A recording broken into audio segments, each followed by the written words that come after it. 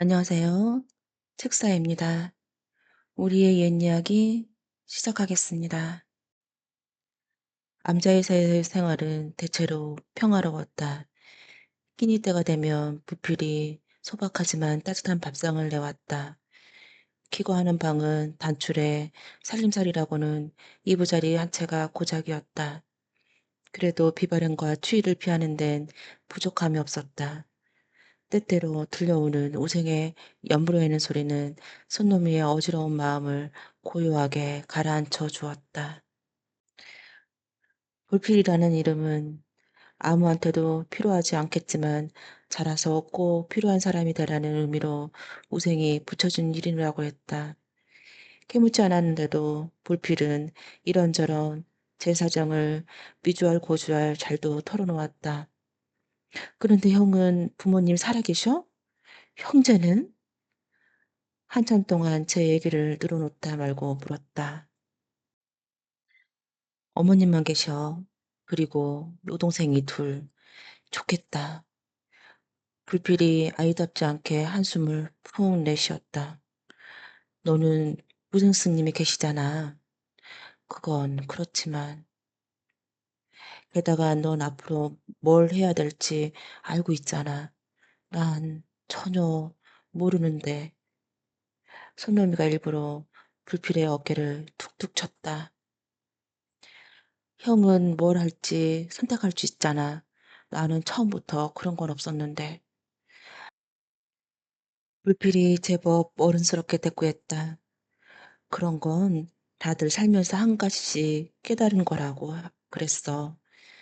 그래서 삶이 고달프지만 의미가 있는 거라고. 오zen 스님께서 그렇게 말씀하셨어. 불필은 7살짜리 주워 섬기기엔 너무 어려워 보이는 이야기를 발도 종알종알 읊어댔다.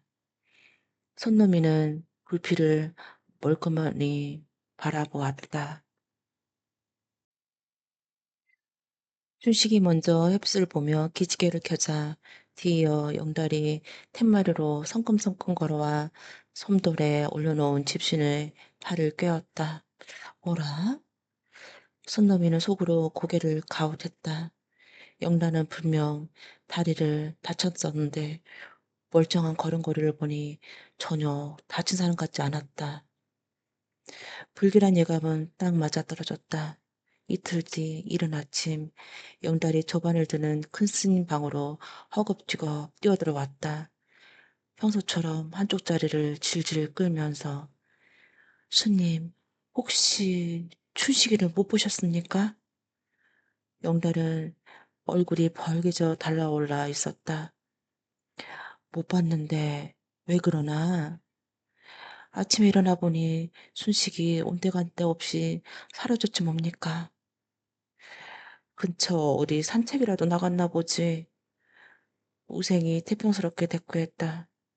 그렇다면 다행인데 그게 영달이 말을 못 잇고 우물쭈물했다. 밤이 깊도록 춘식은 돌아오지 않았다.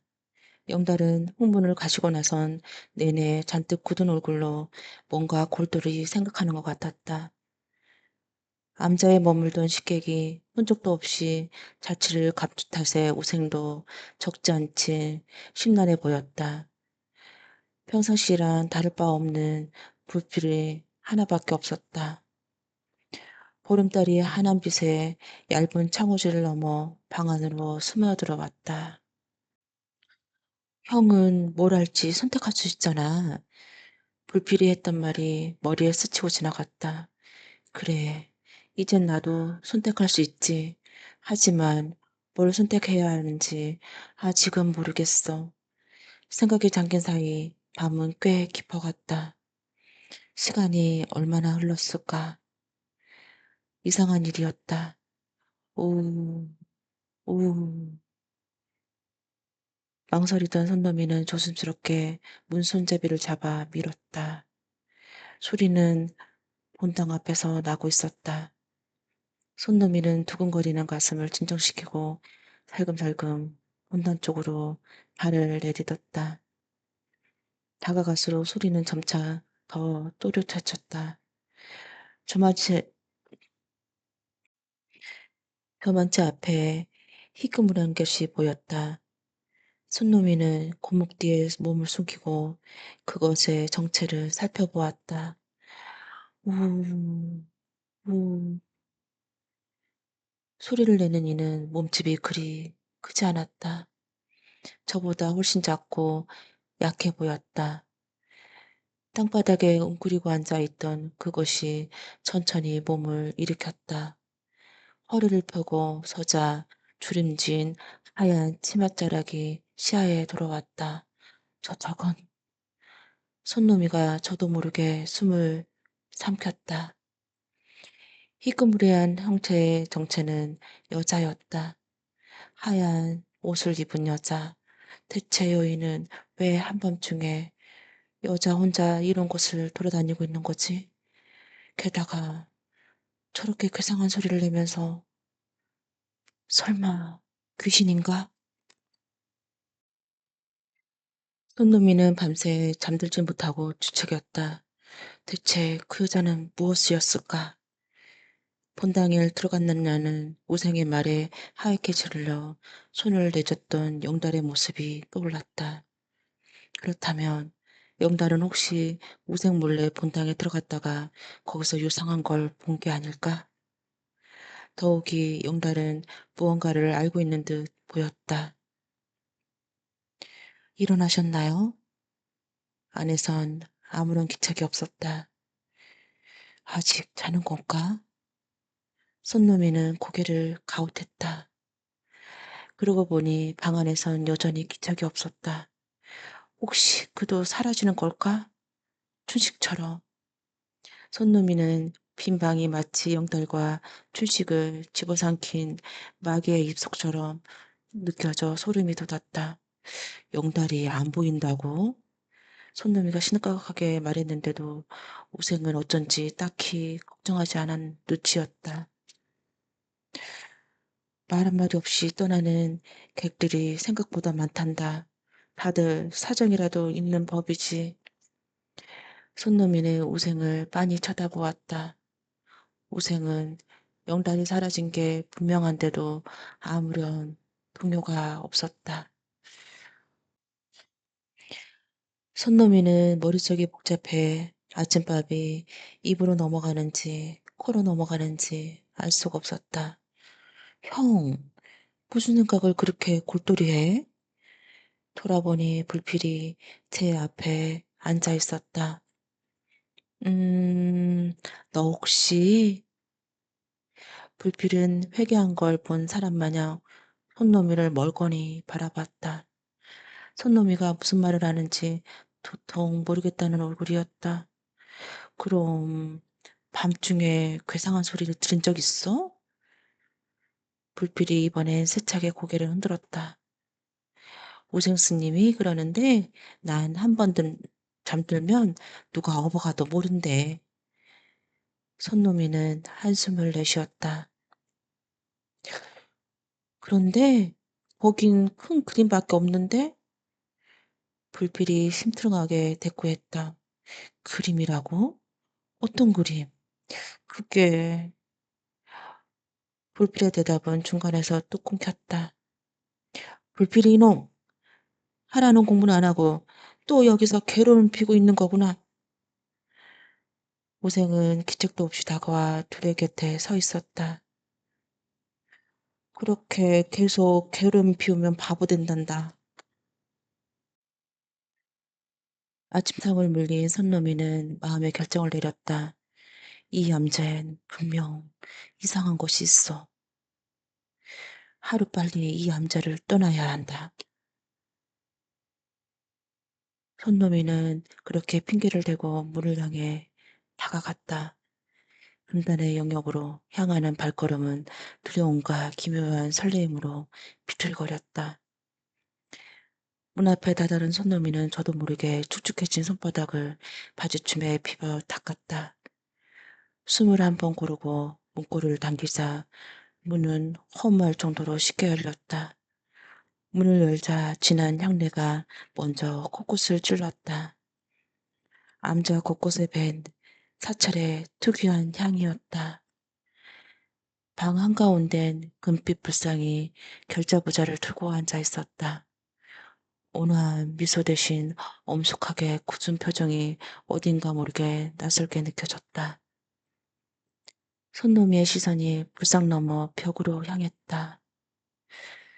색감부터 눈에 떼기 어려울 정도로 강렬했다.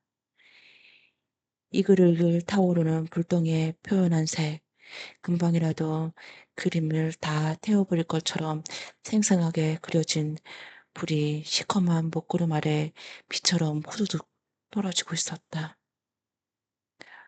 불빛은 신의 분노처럼 무자비하게 그림 속에 세상에 떨어졌다. 한 남자는 얼굴과 팔에 불을 맞고 비명을 지르고 있었다. 시커멓게 타들어가는 피부가 너무나도 생생하게 묘사돼 살이 타는 역한 냄새까지 나는 것 같았다. 그들의 고통이 너무나도 생생하게 와닿는 손노미는 차라리 눈을 지끈 감고 말았다. 하지만 이상하게도 그림에서 눈을 뗄 수가 없었다. 누가 그렸는지 몰라도 그림에는 보는 이의 시선에 붙들어매는 기이하고 강렬한 힘이 스며져 있었다. 그림 한 귀퉁이에 불빛을 피해 처마 밑에 숨어있는 두 남자도 그려져 있었다. 어쩐지 두 남자 얼굴이 낯이 익은 것 같아 손노미는 그림을 자세히 들여다보았다. 아니, 저 사람들은 숨이 탁 막혔다. 춘식과 영달이었다. 믿을 수가 없어.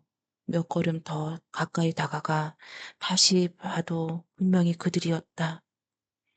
쪼그리고 앉아있는 그림 속의 영달은 천천히 고개를 움직여 손너미 쪽을 쳐다보았다. 이곳에서 꺼내달라는 듯 애타는 눈길로 손너미는 저도 모르게 비명을 지르며 뒷걸음쳤다.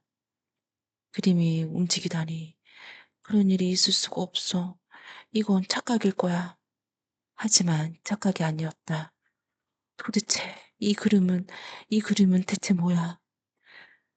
등골이 빳빳해지고 처음 겪어보는 공포가 물려왔다. 놀라서인지 두려워서인지 발을 뗄 수가 없었다. 이봐, 저기 누구야? 누군가 손놈이에게 말을 걸었다. 그럴 리 없다고 생각하고 고개를 내저었지만 고통을 참느라 이를 악물고 내뱉은 험악한 목소리는 분명 그림 속에서 들어오고 있었다. 우리를 살려줘, 구해줘, 도와줘, 제발. 벼랑간 여기저기 사람들의 소리가 지르기 시작했다. 신음하면서 숨을 헐떡거리면서 한 번도 들어본 적 없는 끔찍하고 처절한 비명이었다. 귀를 막고 싶었다. 한기가 손놈이의 온몸을 타고 흘렀다. 분노와 고통이 몸부림치는 사람들의 금방이라도 그림 속에서 튀어나와 자신의 멱살을 태워줄 것 같았다. 등에 불을 끄려고 바닥에 등글고 있던 한 남자가 몸을 움직였다. 시선을 손너미에게 똑바로 고정한 채로 꿈틀, 꿈틀. 안 돼. 뭐 하는 거야? 나오지 마. 손놈이가 놀라 뒷걸음쳤다. 꿈틀. 벽이 다시 한번 출렁였다. 손놈이는 눈을 질끈 감았다. 갑자기 묵직한 걸로 땅바닥을 내리치는 소리가 들렸다. 한 번 더 내리치는 소리가 들리자 그림 속 인간들이 움직임이 일제히 멈췄다. 그 상태로 그대로 그림 속에 못 박혔다. 둘 다 각각 한 손에는 삼지창을, 다리는 한 손에는 커다란 몽둥이를 들고 있었다. 오두나찰, 마두나찰이었다. 나루차에서 자란 손놈이는 두 나찰의 존재가 낯설지 않았다. 두 나찰이 다시 한번 삼지창으로 땅바닥을 내리찍자 미련을 버리지 못한 눈길로 손너미를 보던 그림 속의 인간들이 마침내 시선을 거두고 원래의 자리로 천천히 돌아갔다. 그들의 시선이 가시자 이번엔 소와 말을 닮은 두 나철의 커다란 눈망울이 자신에게로 움직였다. 손놈이는 저도 몰래 침을 꼴깍 삼켰다. 손놈이는 잠깐 사이에 꿈을 꾼 것 같은 기분이었다. 너무나도 끔찍하고 회개한 꿈을. 이게 정말 꿈일까 생시일까 싶어 손놈이는 넋 놓고 두 눈만 끔뻑거리고 있었다. 기어이 그림을 보고야 말았구나. 등 뒤에서 우상의 목소리가 들렸다. 그림은 대체 내가 본 건 지옥도다. 얼굴이 하얗게 질린 손놈이에게 우생이 물을 건넸다. 손놈이는 벌컥벌컥 살발을 들이켰다. 지옥도, 지옥도라고요? 그래, 지옥에 가면 어떤 일이 벌어질지 그린 그림이란 말이다. 죄를 짓지 말라고 경고하기 위해서 그린 거지. 그림을 본 사람은 나쁜 마음을 먹지 못할 테니까. 지옥도. 손놈이는 우생의 말을 되뇌었다. 스님의 눈에도 그림이 움직이는 게 보이나요? 조금 마음이 가라앉은 손놈이가 용기를 내어 물었다. 뜻밖에도 우생은 고개를 끄덕였다. 그림 속 사람들이 꿈틀대거나 나를 사납게 노려보는 모습이 보인단다. 저 그림에 힘을 못 느끼는 건 아마도 불필 정도겠지. 그 아이의 눈엔 그냥 무서운 장면의 그림으로만 보일 게야. 어째서죠? 죄를 짓지 않아 마음이 깨끗할 테니까. 우생이 잠깐 뜸을 들였다가 쓸쓸하게 덧붙였다. 더 나이가 먹고 마음의 때가 타면 그때는 뿔필이도 그림이 움직이는 걸 보게 되겠지만 말이다. 불가해한 말이 나오자 둘 사이엔 어색한 침묵이 흘렀다. 그런데 어떻게 그림이 움직일 수가 있는 거죠? 손놈이가 아까부터 줄곧 궁금했던 걸 물었다. 이야기하자면 길구나. 우생이 착잡한 시선으로 손놈이를 바라보았다. 하지만 그림을 보아버렸으니 계속 숨길 수만은 없겠지.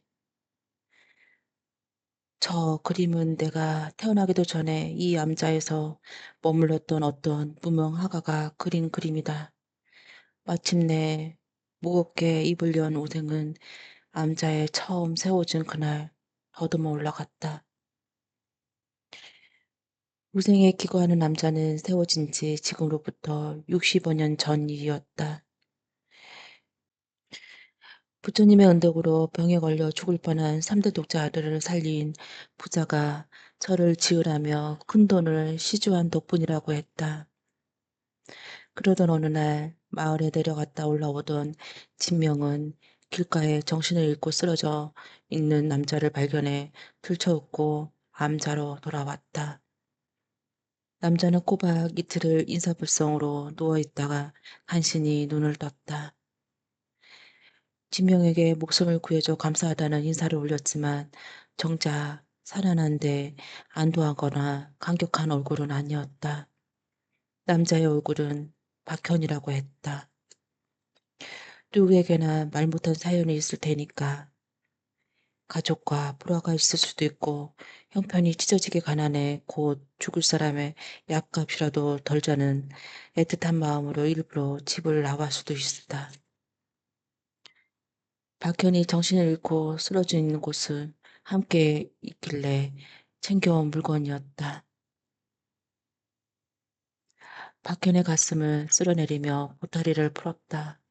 조촐한 보따리 안에는 옷 두어 벌과 붓 한 자루, 목과 물감 따위의 화구가 나왔다. 화가셨군요. 진명이 반색을 했다. 네. 대답하는 박현의 표정이 어쩐지 어두웠다. 그 뒤로 박현은 한동안 암자에 머물렀다. 예술가는 성격이 괴팍하고 예민해 타인과 잘 어울리지 못한다고 들었는지라 진명은 조금 걱정스러웠다.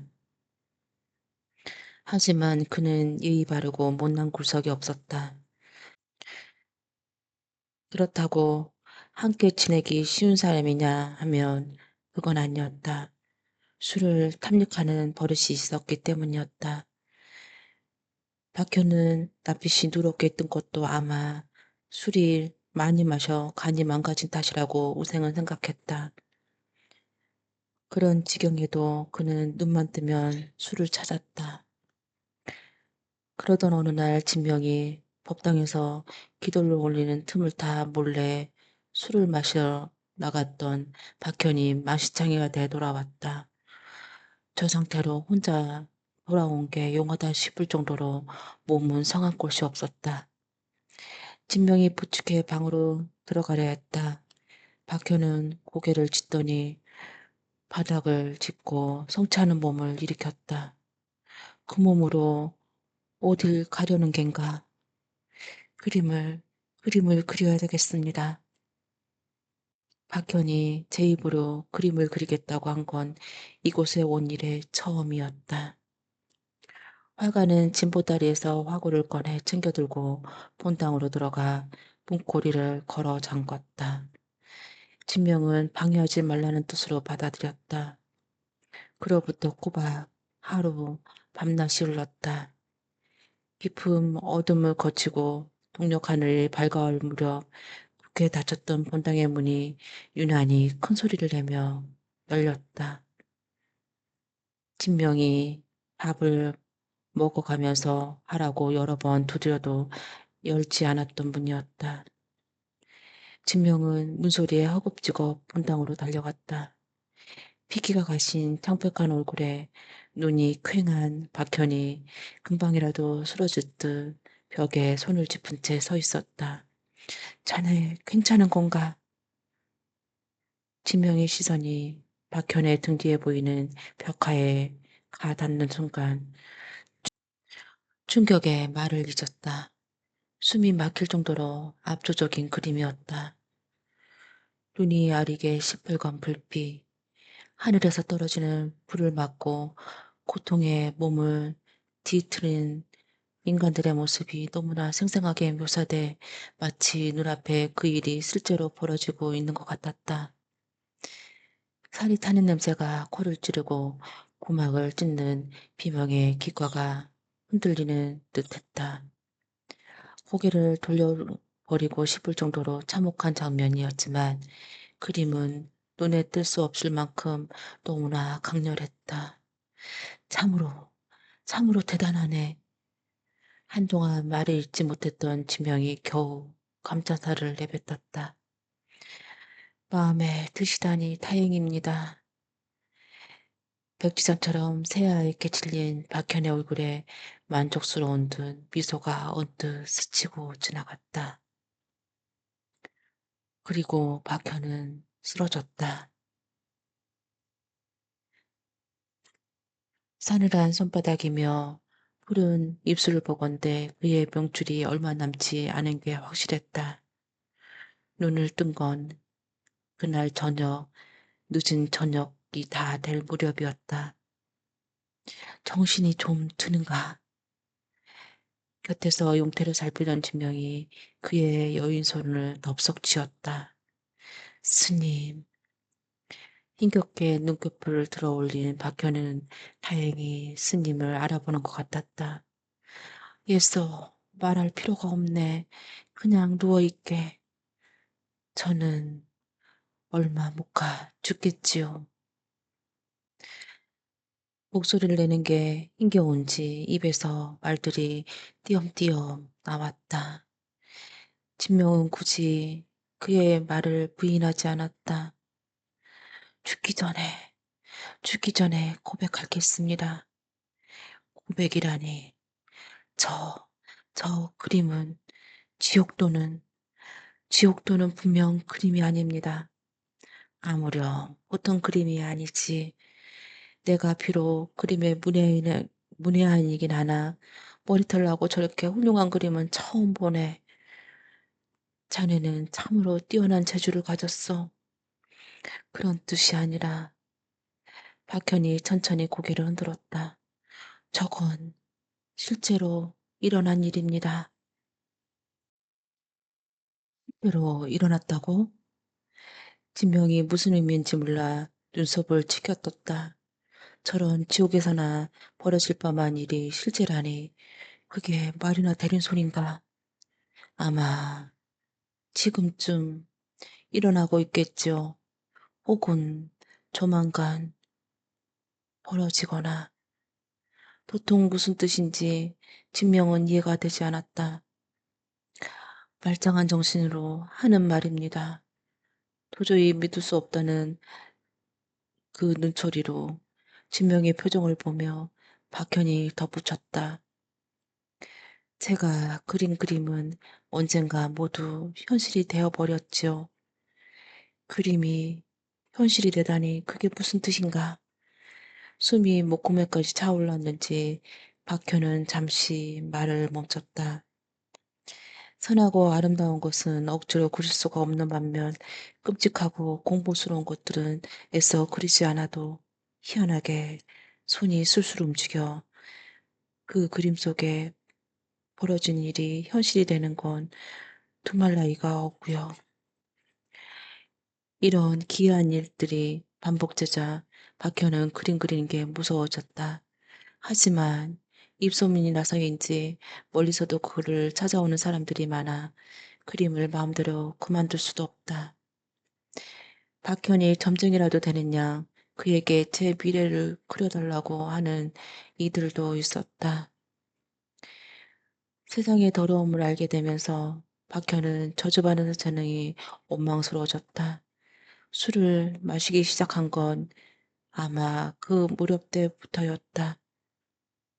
한동안 붓을 잡지 않으면 그림을 그리고 싶다는 강렬한 열망이 그를 붙잡고 늘어졌다. 그 열망에 사로잡혀 무언가 그리게 될 때까지. 그러면 또다시 그 그림을 보고 괴로워하는 악순환의 연속이었다. 지독한 괴로움이 밀려오는 만큼 비워내는 술병도 늘어만 갔다. 처음엔 이것저것 가리지 않고 그리던 아들은 언젠가부터 이물 안에 정착하는 것처럼 보였다.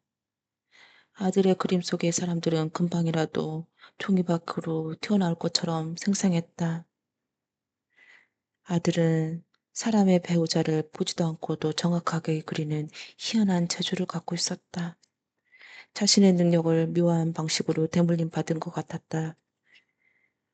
얼마 안가 그의 집은 어린 아들에게 미래의 배우자를 그려달라는 몰려드는 사람들 때문에 문지방이 다 닳아 없어질 지경이었다. 아들이 무럭무럭 커갈수록 저주받은 재능이 점점 더 빛을 발할 수도 박현은 아들을 보는 게 괴로워 견딜 수가 없었다. 아들 앞에 펼쳐질 미래가 마치 눈앞에 선하게 보는 것만 같았다. 괴로움을 잊기 위해 그는 술독에 파묻혀 살았다. 그러는 새 몸속의 병은 더욱 깊어 자리를 잡고 있었다. 살 날이 길지 않다는 걸 깨달은 박현은 도망치듯 집을 나왔다. 진보다리를 꼬리는데 손이 저도 모르게 제일 먼저 화구로 향했다. 그런 제 손을 내려다보며 박현은 탄식했다. 집을 떠나 지방을 떠돌아다니던 박현은 산속에서 정신을 잃고 말았다. 그리고 무슨 인연에 이끌렸는지 진병의 눈에 띄어 암자까지 오게 된 것이었다. 그런데 화가는 왜 저런 지옥도를 그린 건가요? 자신의 그린 그림을 현실이 될 거라는 걸 알고 있으면서 지옥을 보았으니까요. 네? 예상치 못한 답변에 손놈이가 눈을 크게 떴다. 지옥이라는 건 저승에만 있는 게 아니란다. 이 세상에도 있지. 어쩌면 이 세상의 지옥이 더 끔찍할지도 모르고 우생의 이야기를 이어왔다. 저 아이는 누구요? 박현이 평상을 정리하는 주모에게 물었다. 진님 말이에요? 주모가 여자아이 쪽을 흘끗 바라보았다. 왜 저기서 저러고 있는 거요? 팩트니까요. 주모의 목소리는 성가시다들 기색이 역력했다. 아기 때 병을 알아 바보가 됐지요. 듣지도 말하지도 못하는데 툭하면 동네를 떠돌아다녀 저렇게 아무데나 숨어 다니니까요. 아주 귀찮아 죽겠다니까요. 부모는 뭐 하는 사람이기에 딸을 저렇게 내버려 두는 거요. 둘 다 죽었죠. 몇 년 전에 돌림병으로. 서런. 그럼 돌봐주는 사람이 없군요. 노인 혼자 정신도 온전치 않은 아이를 돌보는 게 쉬운 일이 아닐 것이라 마음 먹이고 입히고 하는 것도 힘에 부칠지도 모른다. 박혀는 겁먹은 센치처럼 몸을 흔들고 두리번거리는 진이를 안쓰러워 마음으로 바라보았다. 얼마 후 한 노인이 주막으로 들어와 사방을 살피더니 평상하에 숨어있는 진이를 발견했다. 어디 갔나 했더니 또 여기서 이러고 있구나. 아마도 아까 주모가 말했던 그 보어자인 모양이었다. 갑수 어르신, 저 좀 봐주세요. 제가 여기 와서 저러고 있는 바람에 제가 아주 죽겠어요. 주모가 기다렸다는 듯 부엌에서 달려나와 불평을 늘어놓았다. 진아, 민폐 그만 끼치고 집에 가야지. 갑수가 진이의 손을 잡아 끌었다. 진이는 뭐라고 웅얼거리며 몸을 틀었다. 싫다며 버티는 것 같았다. 질질 발을 끌던 진이가 무슨 생각을 들었는지 갑자기 뒤돌아 박연을 바라보았다. 둘의 시선이 잠깐 마주쳤다. 진이의 집은 마을 어귀에서도 한참 더 들어가야 했다. 이웃들과도 동떨어져 있어 교류가 없을 것 같은 외진 곳이었다.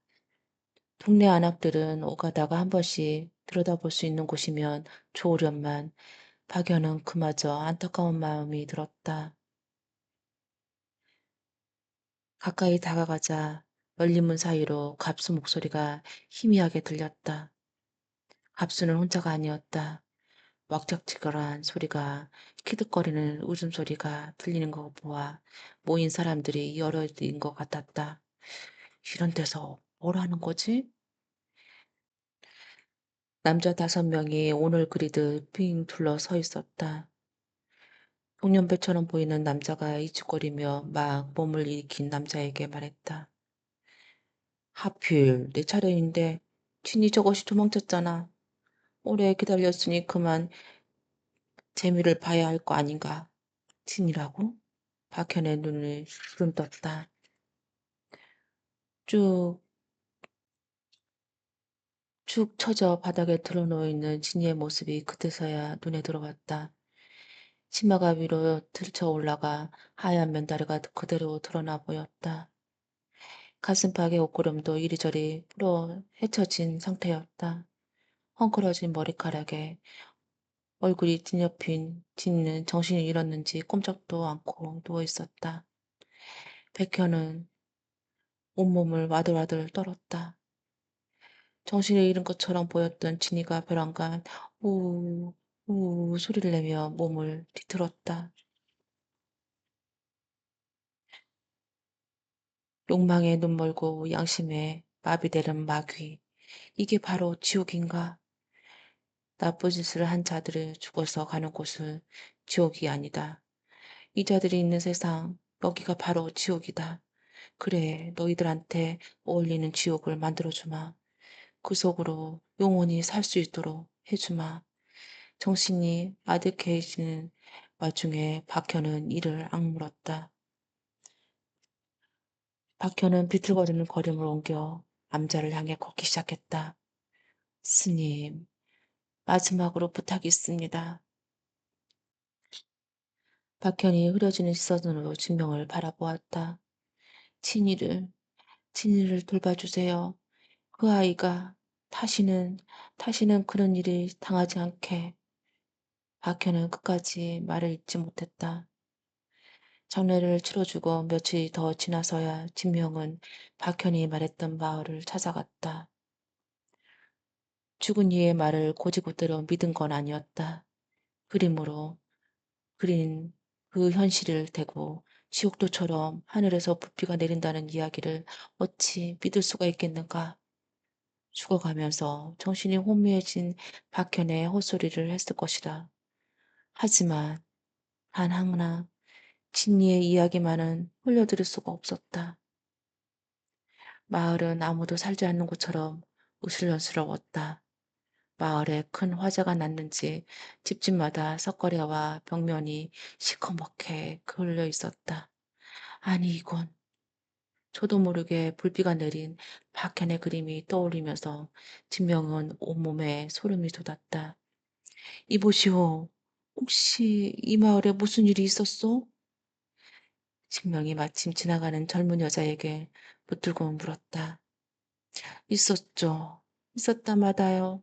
하늘에서 불비가 내렸는데요. 하늘에서, 하늘에서요. 여자가 내뱉듯이 말했다. 불비라고요? 진명은 머리를 세게 얻어맞은 기분이었다. 생각만 해도 진저리가 쳐지는 여자는 벼랑과 훔친 몸을 떨었다. 사납게 여자의 눈에 공포의 빛이 스쳐만 갔다. 모두 타 죽거나 크게 다쳤거나 했죠. 불피를 맞은 피해자는 대부분 바깥 일을 하는 남종네들이었지만 한 여자도 없지는 않았습니다. 여자의 남편도 죽은 사람 중에 하나였습니다. 진명은 가슴이 아렸다. 하지만 찾을 수 없으니 아쉬운 마음을 안고 혼자 암자를 돌아올 수밖에 없었다. 벽에 그리는 그림이 한때 그곳에 무슨 일이 벌어졌는지 생생하게 말해주고 있었다. 진명이 지옥도에 이상한 힘이 있다는 걸 깨달은 건 그로부터 몇 달 뒤였다. 암자에 잠시 머물던 사내 하나가 그림 속에 빨려 들어갔기 때문이었다. 워낙 순식간에 벌어진 일이라 명조차 어떻게 손을 쓸 수가 없었다. 암자에 잠시 머물던 사내 하나가 그림 속으로 쑥 빨려 들어갔다. 그 뒤에도 비슷한 일이 몇 차례 더 일어났다. 절에 머물던 사람이 갑자기 사라졌다 싶으면 어느새 그림 안에 들어가 있었다. 그림에 끌려 들어간 이들은 알고 보면 하나같이 용서받지 못할 죄를 지은 자들이었다. 사람을 죽이거나 강도짓을 하거나 아녀자를 겁탈하거나 박현의 기이한 재능인지 하늘에 악인을 내리는 형벌인지 하늘 품고 죽은 진이의 온망 때문인지 몰라도 벽 속의 그림을 갇힌 자들의 세월을 갈수록 하나씩 늘었다. 분명히 불비가 내린 마을에서 진이를 찾지 못한 채 돌아왔다는 말은 거짓말이었다. 진명은 갑순의 헛간 안에 숨어 있어 겁에 질려 오돌오돌 떨고 있는 진이를 발견해 암자로 데려왔다. 얼마 후 진이의 배가 불러오기 시작했다. 진명이 그녀를 암자를 데리고 올 때에는 몰랐는데 그쯤부터 이미 진이의 뱃속에는 아기가 자라고 있었던 모양이었다. 물론 누구의 아이인지 알 수 없었다. 진명은 진이가 낳은 핏덩이 아기를 받아들고 우생이라고 이름을 붙여주었다. 이 아이의 아비가 누군지는 모른다. 하지만 아기가 어리석음 속에서 태어났는지 사실 하나만큼은 분명했다. 아기를 잉태시킨 건 이기적인 욕망에 눈내문 인간의 하찮았고 하찮은 어리석음이었다. 오생이 승려로 승전한 동안 진이도 암자에서 차츰 제자리를 찾았다. 세월이 흘러 진이도 나이를 먹었다.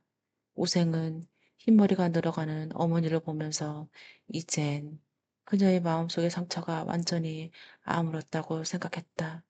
하지만 그건 착각이었다.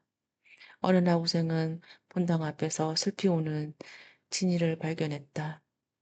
암자에 머물던 객들이 지옥도 속으로 들어간 날이었다. 누군가 지옥도 속으로 빨려 들어가고 나면 진이는 어떻게 그걸 알았는지 본당 앞에서 한참 흥고를 하곤 했다. 진이가 눈물을 흘리는 까닭을 우생은 정확히 알 수 없었다. 웃고 싶,